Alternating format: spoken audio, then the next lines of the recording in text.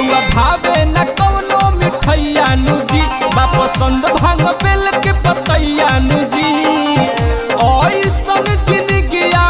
काहे जीले ऐसन जिंदगिया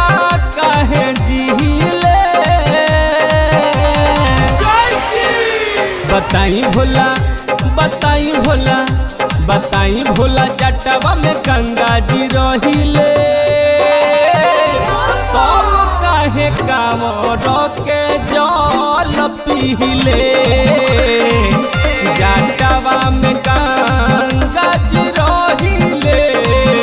तब काहे कांवर के जल पीले। M2 Records Jadavpur.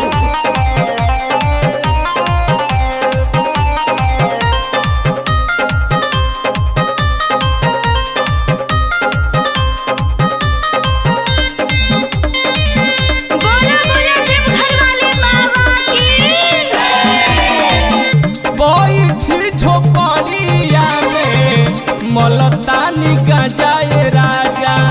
कावना गलतिया के देत बानी सजाए राजा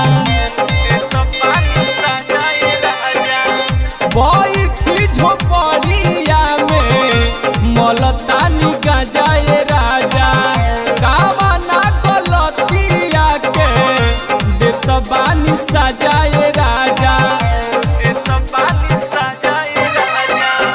सावन के माजा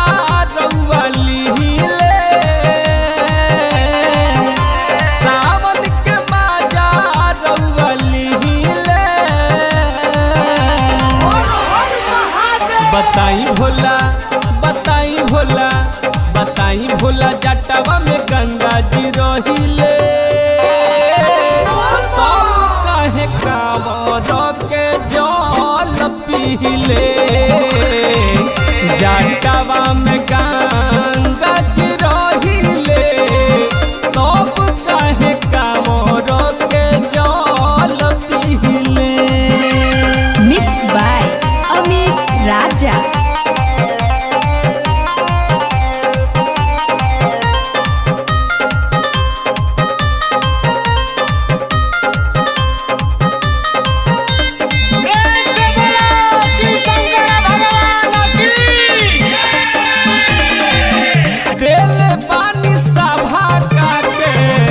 महलय टरिया समरिया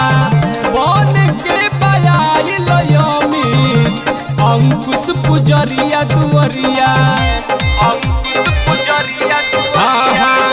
देले पानी सभा का के महलय टरिया समरिया बन के बयाइल अमित अंकुश पुजरिया दुअरिया सैलेश पर नजर काहे न दिहिले